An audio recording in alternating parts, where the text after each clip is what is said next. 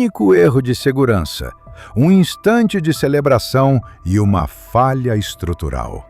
É o suficiente para transformar o dia mais feliz da vida de alguém em uma tragédia eterna. Número 1.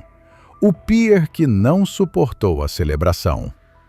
Era 21 de maio de 2016, às margens do rio Wilmington, na cidade de Savannah, no estado da Geórgia. O ar quente e úmido típico da região costeira envolvia um antigo pier de madeira que avançava sobre a água salobra. Naquela tarde, a temperatura se aproximava de 29 graus Celsius, enquanto nuvens claras cruzavam lentamente o céu, oferecendo apenas um alívio momentâneo do calor intenso. Próximo à entrada do pier, Arthur Moss, de 62 anos, ajustava cuidadosamente o paletó azul marinho do terno. A postura rígida denunciava décadas de trabalho em ambientes que exigiam disciplina e atenção constante aos riscos. Arthur havia passado cerca de 40 anos como supervisor de docas, responsável por aplicar normas de segurança no porto local. Suas mãos, marcadas por cicatrizes e calos de anos manuseando equipamentos pesados, alisavam a gravata enquanto ele observava os funcionários do local concluírem os últimos preparativos. Desde o início do planejamento do casamento, Arthur demonstrava preocupação com a escolha do local. Sua experiência profissional o fazia enxergar detalhes que passavam despercebidos para a maioria das pessoas. Meses antes da cerimônia, ele já havia questionado se aquele pier, exposto constantemente à água salgada e ao desgaste do tempo, realmente suportaria um evento com tantos convidados reunidos ao mesmo tempo. Apesar disso, a visão da filha acabou prevalecendo. A noiva, de 29 anos, trabalhava como organizadora de eventos em Atlanta e sempre sonhou com uma cerimônia romântica à beira da água. O pier histórico, muito procurado para casamentos, parecia perfeito aos seus olhos. Ela minimizou as preocupações do pai, lembrando que o local era utilizado com frequência para eventos semelhantes. O que não era de conhecimento geral entre os convidados era que no início daquela primavera, inspetores da cidade haviam sinalizado o pier devido a restrições de carga. Mesmo assim, o local continuava aberto para uso limitado. Para atender ao desejo estético da cerimônia, painéis temporários de compensado foram instalados sobre o corredor central, criando um caminho mais largo para a entrada da noiva.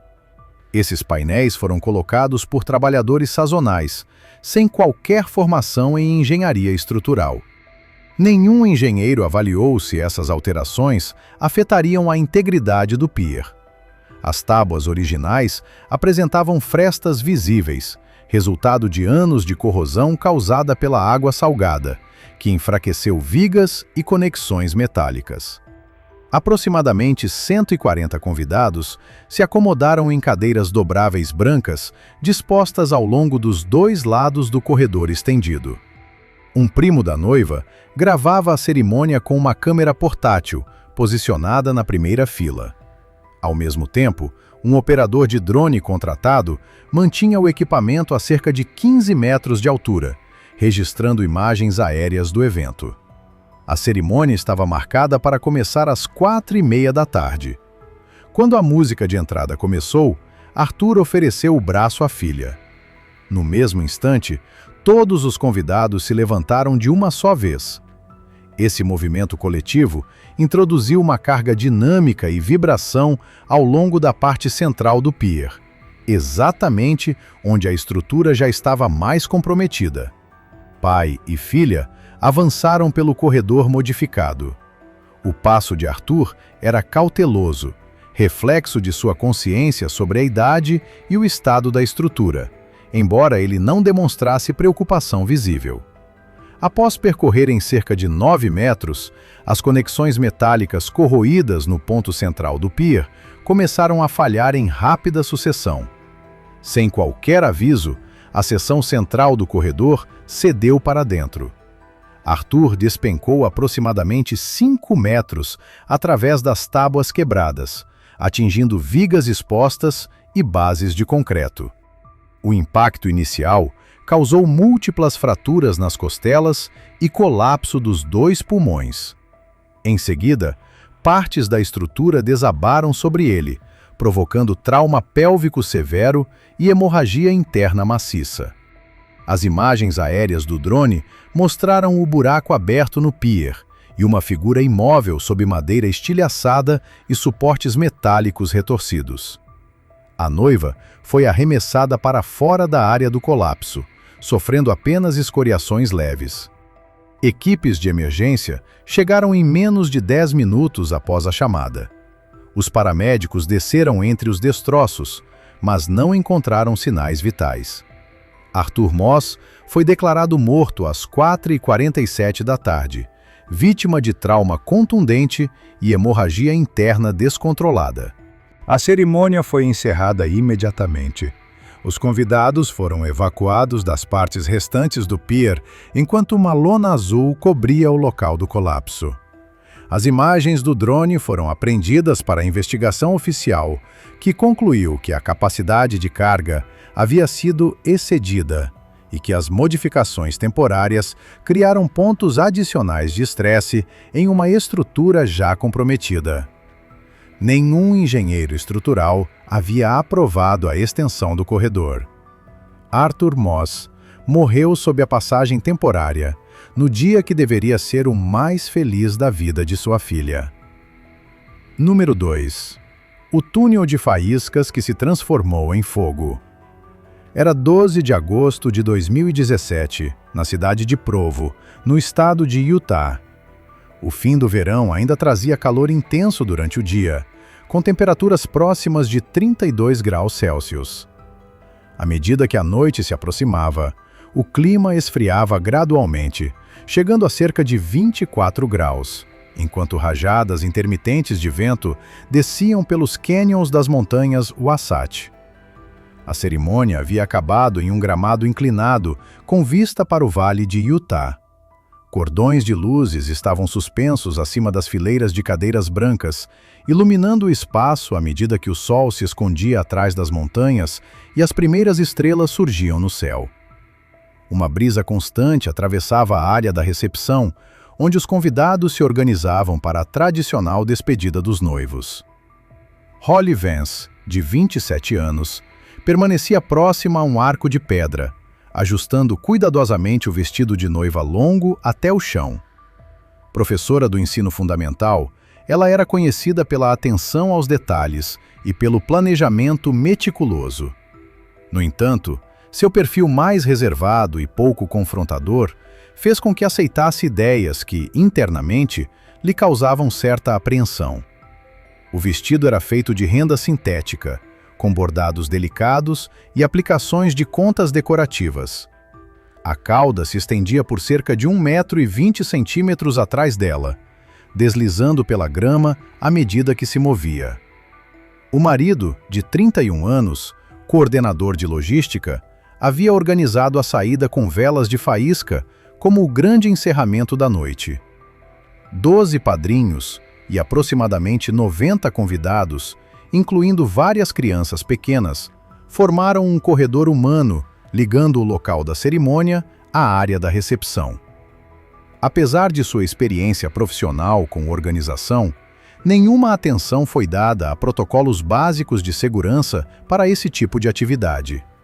Velas metálicas de faísca, com cerca de 50 centímetros de comprimento, foram distribuídas a todos os convidados sem qualquer orientação de uso seguro. Não havia extintores de incêndio próximos, e a equipe do local não recebeu instruções sobre procedimentos de emergência. Crianças com apenas 6 anos foram posicionadas na parte frontal do corredor, exatamente no trajeto por onde o casal passaria. 2 celulares registravam a cena de ângulos diferentes. Um convidado filmava de frente, captando a aproximação do casal, enquanto o outro gravava por trás, documentando a saída sob o túnel brilhante. O vento continuava a soprar de forma irregular, fazendo com que as velas se inclinassem em direção ao centro do corredor. Quando Holly e o marido iniciaram a caminhada, as velas criaram um arco de faíscas incandescentes a cerca de 1,80 m do chão. As hastes metálicas atingiam temperaturas superiores a 500 graus Celsius na extremidade, lançando partículas incandescentes no ar ao redor. A cauda do vestido de Holly arrastava pela grama. Uma vela segurada por uma criança na primeira fila inclinou-se para baixo com uma rajada de vento mais forte, fazendo a ponta incandescente tocar diretamente a barra inferior do vestido. O tecido sintético inflamou instantaneamente ao entrar em contato com o metal superaquecido. As chamas se espalharam com extrema rapidez, seguindo as fibras artificiais e os detalhes bordados. Em poucos segundos, o fogo subiu da barra até a cintura, impulsionado pelo vento e pelo calor ascendente. Holly tropeçou à frente quando as chamas alcançaram o tronco. O material sintético começou a derreter, aderindo à pele. A combustão rápida liberou gases superaquecidos que ela inalou, provocando inchaço imediato das vias respiratórias e dificultando drasticamente a respiração. Convidados tentaram apagar o fogo com as próprias mãos e com peças de roupa, mas o material continuava queimando. Vários padrinhos sofreram queimaduras de 2º grau. Holly caiu na grama enquanto o fogo envolvia a parte inferior do corpo. Tudo registrado pela câmera posicionada à frente. Equipes de emergência chegaram cerca de 6 minutos após a chamada. Os paramédicos encontraram Holly inconsciente, com queimaduras térmicas graves, cobrindo aproximadamente 40% do corpo. Apesar do atendimento imediato, ela sofreu parada cardíaca causada por lesões por inalação e queimaduras extensas. As tentativas de reanimação não tiveram sucesso. 7 convidados precisaram de atendimento médico por queimaduras. A recepção foi cancelada imediatamente e o local foi isolado. As gravações dos celulares foram recolhidas para a investigação, que concluiu que o tecido sintético entrou em ignição por contato direto com a vela, agravado pelas condições de vento e pela ausência total de equipamentos de combate a incêndio. Número 3.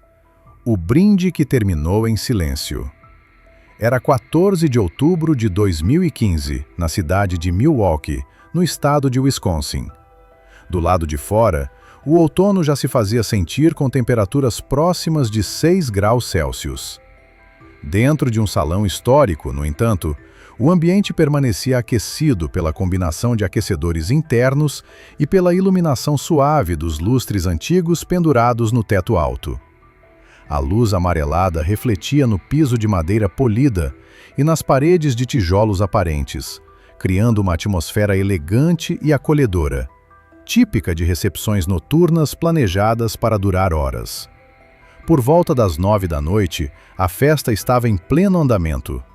Aproximadamente 120 convidados ocupavam o salão, conversando animadamente, brindando e circulando entre as mesas. A decoração industrial vintage, com vigas expostas e detalhes metálicos, reforçava o clima festivo. O bar aberto funcionava sem qualquer interrupção desde as 6 da tarde, servindo bebidas alcoólicas de forma contínua. Não havia pausas programadas, nem estações de água posicionadas próximas à mesa principal, onde os integrantes do cortejo estavam sentados. Vários discursos haviam sido organizados em sequência como parte do entretenimento da noite, mantendo a atenção dos convidados voltada para a mesa de honra. Lana Brooks, de 34 anos, estava sentada nesse local vestindo um vestido de madrinha na cor vinho. Assistente imobiliária, Lana era conhecida por sua personalidade competitiva e por se envolver intensamente em atividades sociais. Durante a recepção, ela participou de todos os jogos de bebida propostos pelo grupo de madrinhas, encarando cada rodada como um desafio pessoal. Seu histórico de consumo excessivo nos fins de semana havia criado uma tolerância elevada ao álcool, o que mascarava os sinais mais evidentes de intoxicação. Para quem observava à distância, Seu comportamento parecia apenas animado e descontraído, embora, fisiologicamente, seu corpo já estivesse sob efeito severo do álcool. A madrinha principal, uma profissional de marketing de 36 anos, havia acabado de concluir o discurso oficialmente planejado. Foi nesse momento que Lana decidiu, de forma espontânea, levantar-se para fazer um brinde improvisado. A decisão não havia sido combinada com ninguém.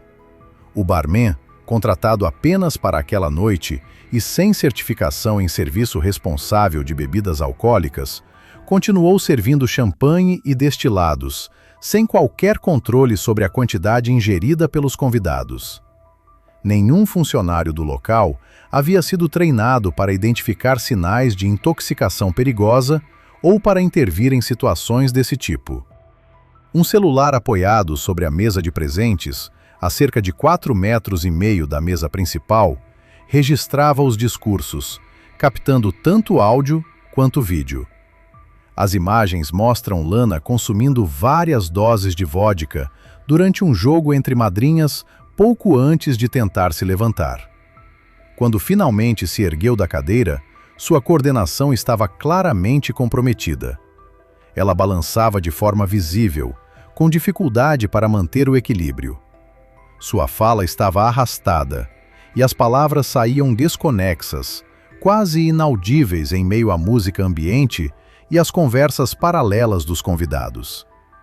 Em questão de segundos após ficar de pé, Lana perdeu completamente o equilíbrio. Seu corpo tombou para trás sem que ela conseguisse reagir ou se apoiar.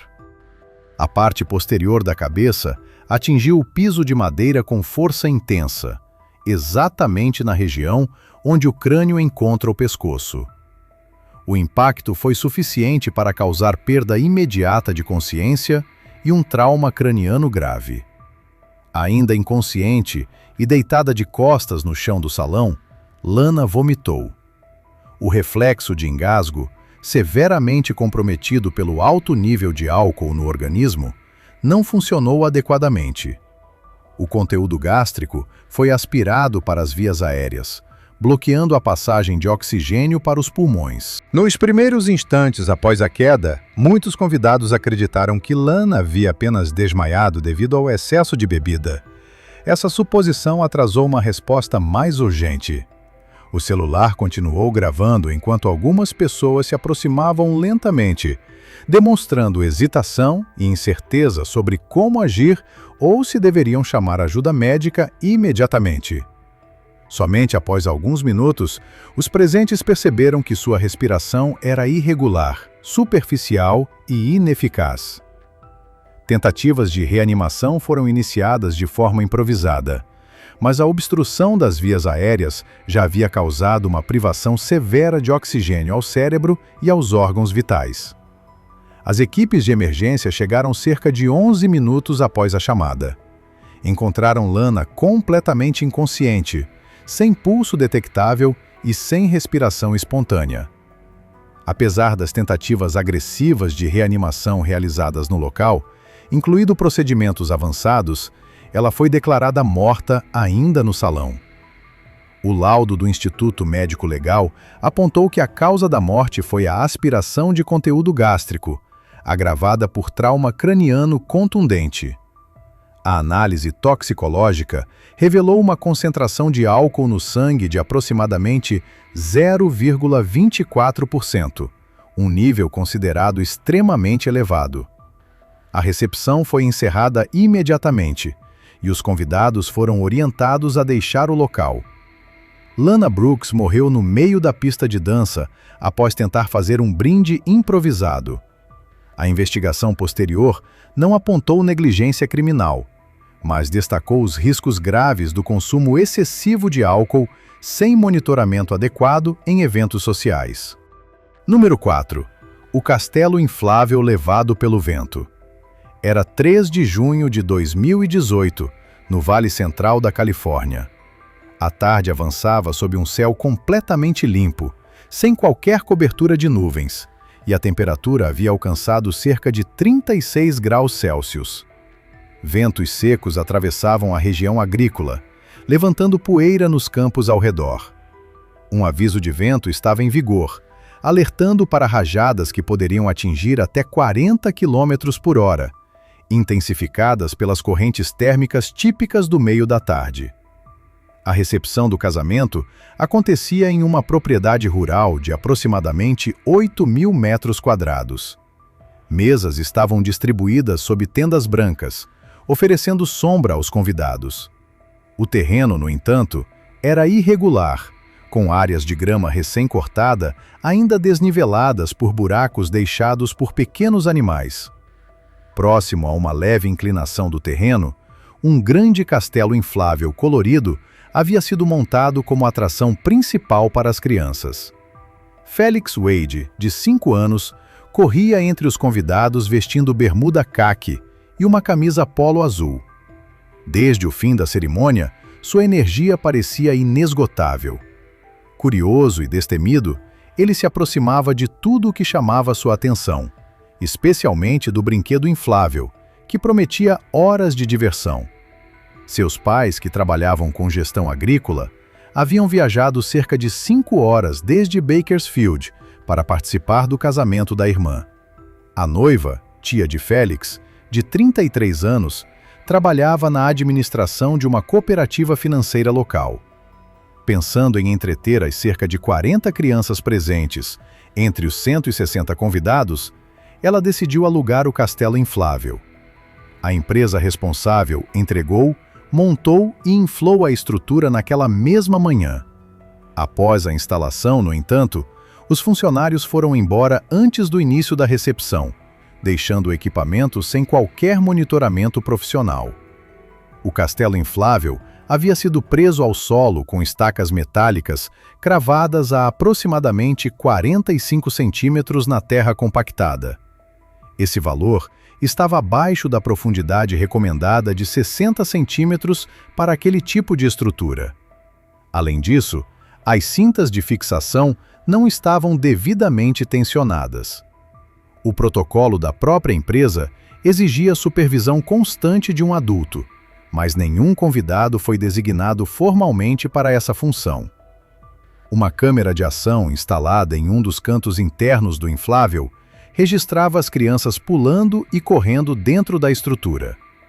As imagens mostram Felix e outras 7 crianças brincando quando o vento começou a se intensificar.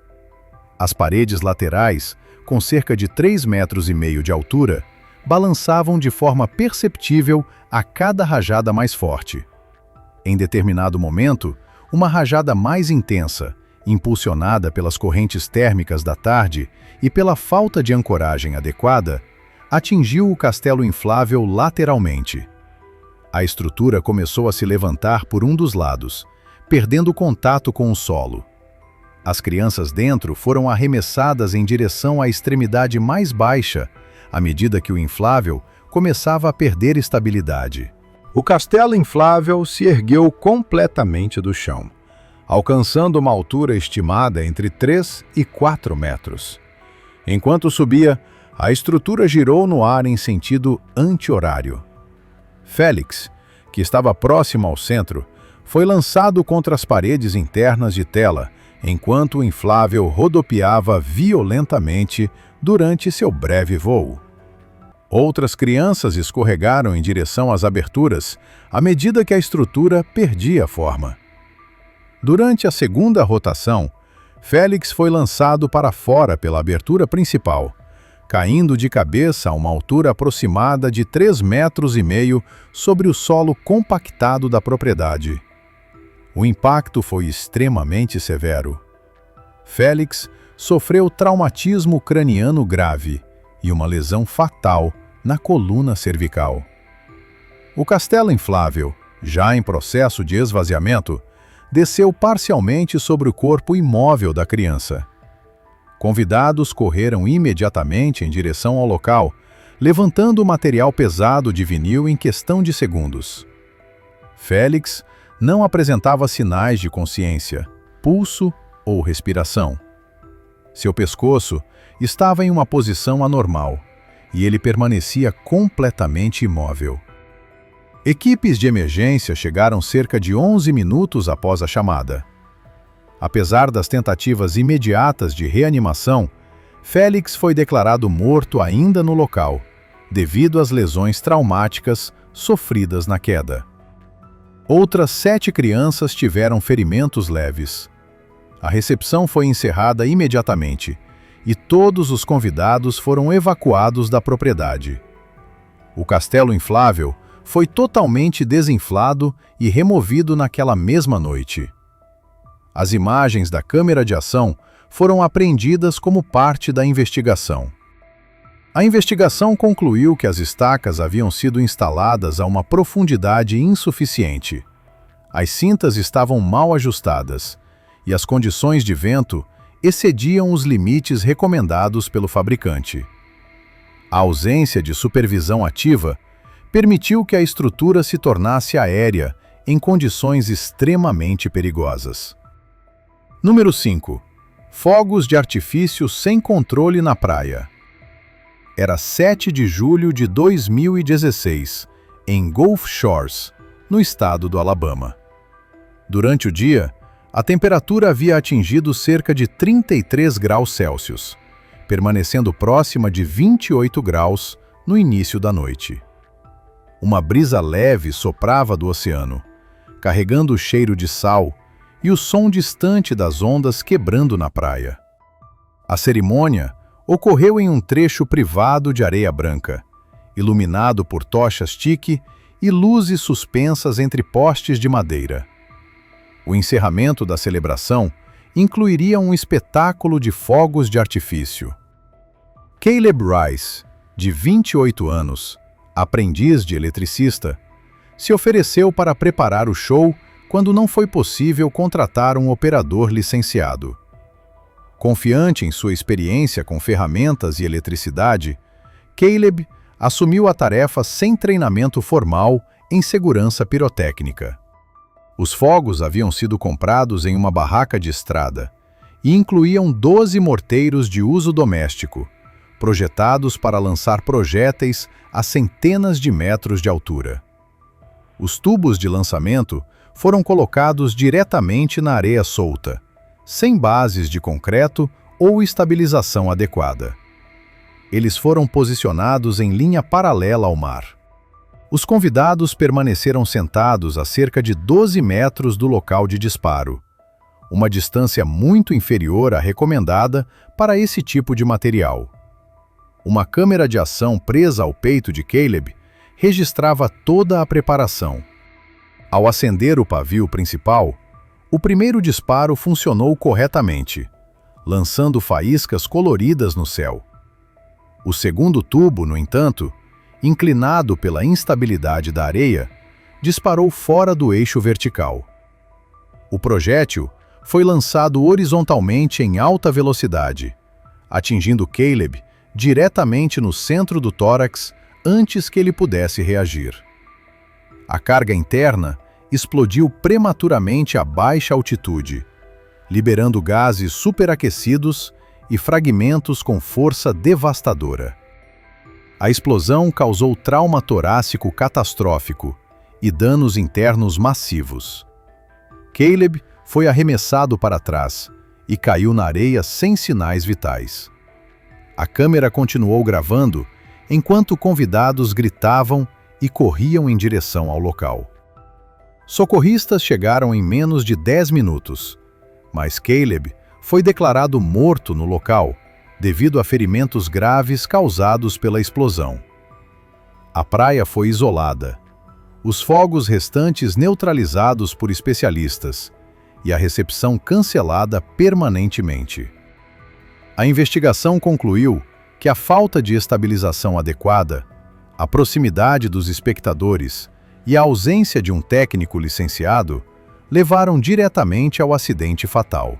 Essas histórias mostram como momentos pensados para celebrar o amor podem se transformar em segundos em tragédias irreversíveis. Em todos esses casos, não foi o acaso, mas a combinação de descuidos, decisões apressadas e falta de protocolos básicos de segurança que levou a perdas definitivas. Casamentos reúnem pessoas, emoção e tradição, mas também exigem responsabilidade, planejamento e atenção a riscos que muitas vezes são ignorados. Que esses episódios sirvam como alerta, não apenas para quem organiza eventos, mas para qualquer pessoa que acredita que nada pode dar errado em um dia especial.